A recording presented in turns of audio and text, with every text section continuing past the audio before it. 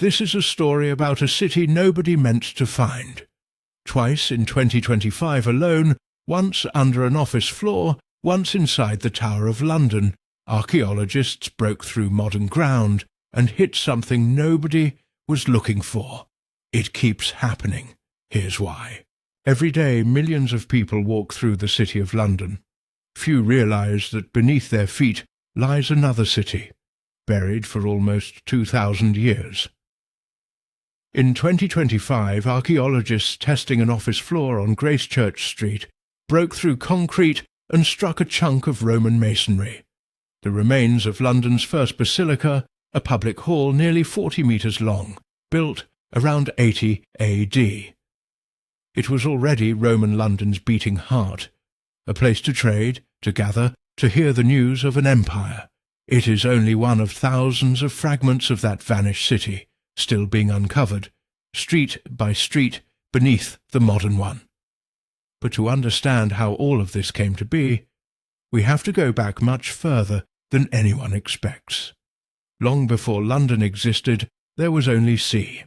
50 million years ago, a warm, shallow ocean covered what is now southeast England, its coastline fringed with subtropical forest, palms and mangroves whose descendants still grow near the equator today. Layer upon layer, that seabed clay became the ground the city now stands on. Then, roughly 450,000 years ago, Ice Age glaciers reshaped the landscape, and a river we now call the Thames carved its course through the valley. This quiet ground, untouched by human hands, is where the story of London begins. Long before a single Roman legion set foot here, this land was already organised, home to more than 1 million people living within earthwork hill forts, minting their own coins by the 1st century BC. This Britain was already entangled with Rome. Long before Rome invaded it, at Hengistbury Head, traders unloaded Italian wine by the shipload in exchange for British grain and iron. Yet much remains genuinely unknown.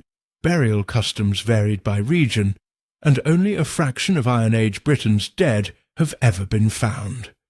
Then, in 2025, a discovery near Melsonby, Yorkshire, over 900 objects, including ceremonial horse harnesses and a decorated cauldron deliberately burned and smashed before burial as an offering, proved that great wealth wasn't confined to the south of Britain after all.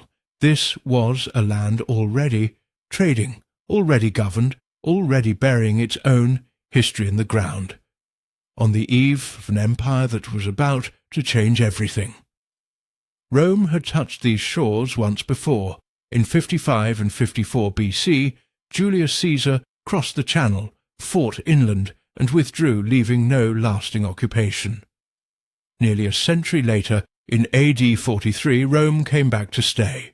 4 legions crossed the Channel, forced a crossing of the Thames, and received the surrender of 11 British kings. Camulodunum, modern Colchester, became Rome's first capital. London did not exist yet.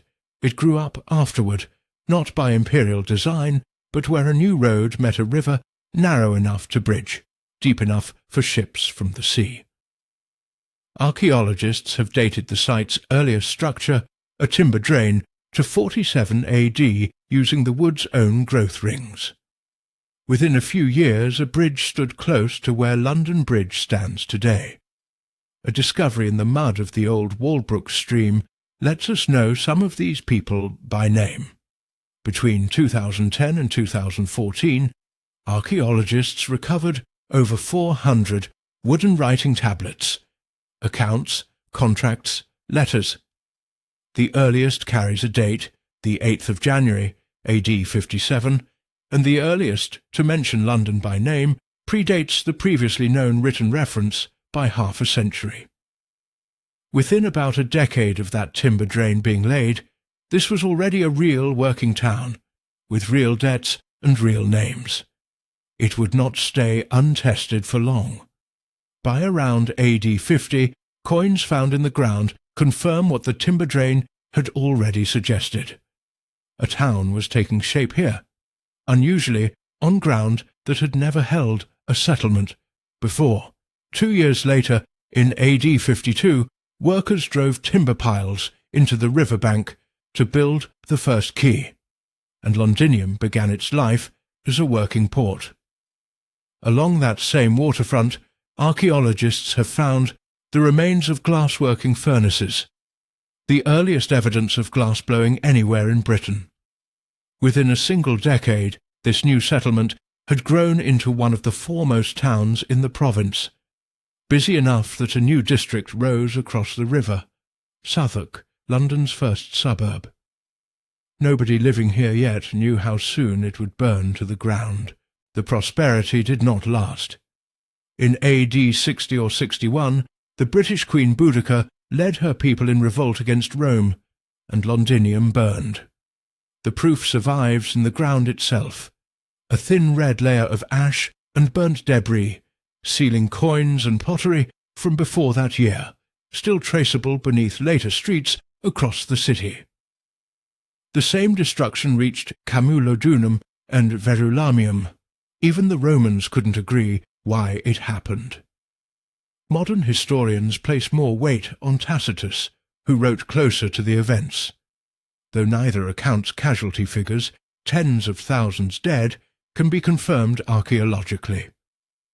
What the ground does confirm is what came next. The first thing Rome rebuilt on the ashes of London was a fort, not a market or a home, planted across the old main road. Only once recovery was underway, roughly a decade later, was London rebuilt as a proper town.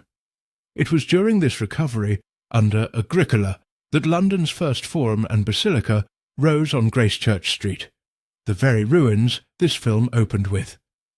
20 years after that, a second basilica replaced it, 5 times larger, its courtyard the size of Trafalgar Square.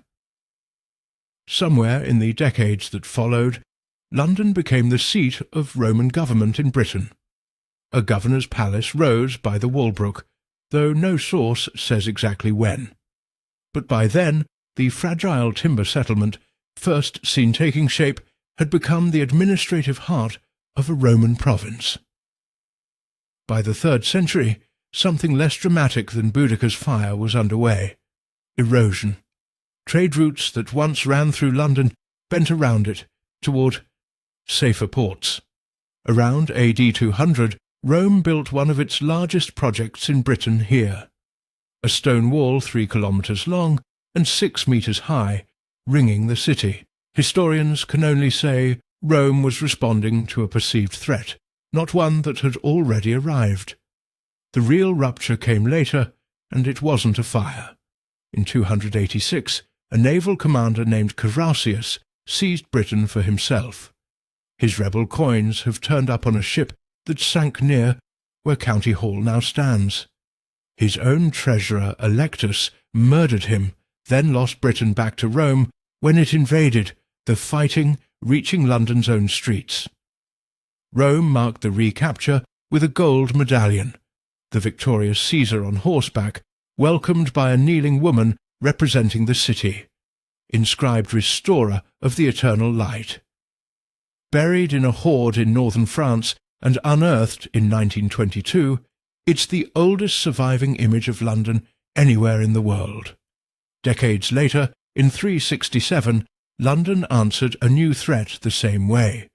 New towers, built to carry catapults, went up on its wall. A discovery made only this year, using tree rings, suggests why 3 years of severe drought may have starved the garrisons on Hadrian's Wall until hungry soldiers mutinied, still a hypothesis, not a settled fact. And beneath the streets of late Roman London, archaeologists keep finding something they still cannot fully explain: a dark, uniform layer of soil, called simply dark earth. Does it mark a city being abandoned, or one continuing to live in a way that left barely any trace? Nobody agrees. London had survived being burned to the ground. Whether it could survive quietly fading was a very different question, and even the ground itself will not yet say. There was no single day Roman London ended. What changed was the signature it left in the ground. By around AD 402, new Roman coins stop arriving in any real quantity, though coins already here kept changing hands for decades, which makes the last years harder to date, not easier. The port fell into disuse, public buildings went unrepaired, because nobody was paying to maintain them. Between 407 and 409, contact with Rome broke down entirely. Officials went unpaid, soldiers chose their own leaders. What lasted longest was a handful of wealthy households in the walled city's southeast corner, still living something like a Roman life until the mid-5th century. In 410, the Emperor Honorius is recorded telling British cities to look to their own defence, though historians still dispute whether that letter was even addressed to Britain. Then, for a long time, the written record and the archaeology both go quiet. The same dark earth layer, still debated today, keeps spreading across this period too. When people build again, generations later, they build somewhere else entirely. From around 600 AD, Anglo-Saxon Londoners raised a new trading town called Londonwich, a mile west of the old Roman walls, near what is now Covent Garden and the Strand. And the old walled city, the one this film opened inside, stood largely empty for nearly 250 years, no longer the centre of London at all. Only in 886 did anyone move back inside those walls for good, when King Alfred the Great refounded a fortified town there.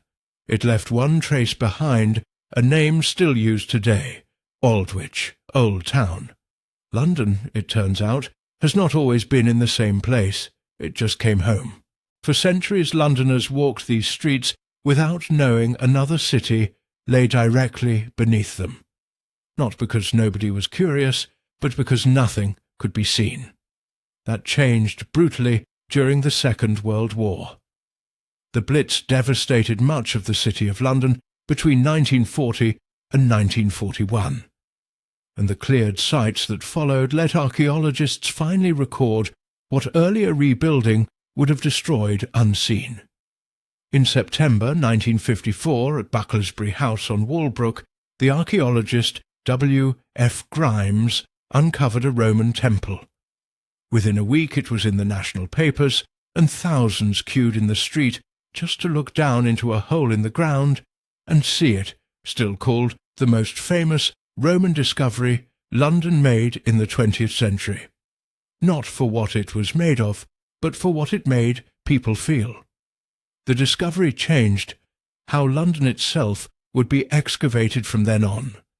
Rescue digging slowly became organised, funded, professional. By 1991, that work had grown into the organisation now known as MOLA, whose excavations sit behind nearly everything in this film. The Basilica, this film opened with the writing tablets, the burn layer, the keys, the wall. That same Walbrook mud has one more property. Wet and oxygen-starved, it's unusually good at preserving what rots away elsewhere.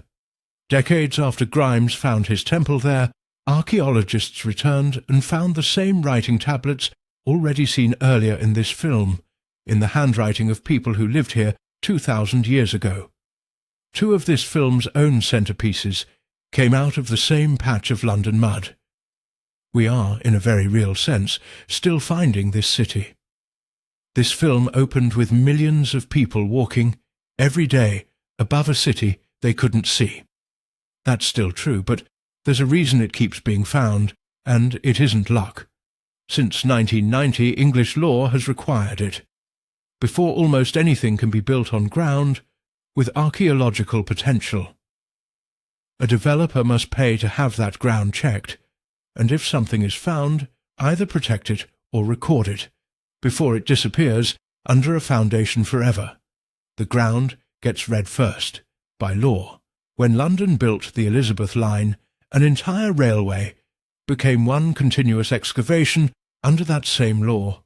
Over 6 years, more than 40 sites were dug alongside the tunnelling, turning up tens of thousands of finds. Ice Age tusks, Roman burials, a Tudor manor house, plague pits. And in 2025 it happened somewhere nobody expected to still be hiding anything: the Tower of London. Workers digging for a lift shaft went down 10 feet and found 4 vanished chapels, one built on top of the last, reaching back to the 12th century Calne-sur-Bal, more than 20 undisturbed burials, rare incense pots, burial shrouds preserved in clay that should have destroyed them, and graves dug in evident haste, possibly victims of the Black Death in 1348. An entire ordinary community, never once recorded, hiding inside the one building in London everybody already thought they knew. None of it, the basilica this film opened with, the temple, the tablets, the wall, was found because it mattered more than everything still buried around it. It was found because somebody, somewhere, happened to dig exactly there. This film's opening question was, how can another city still exist, hidden, beneath the one we live in? Here is the honest answer 9 chapters later. It still does. We've only ever read the parts we happen to disturb. Everything else, under everyone still walking past, right now, is still waiting to be asked about.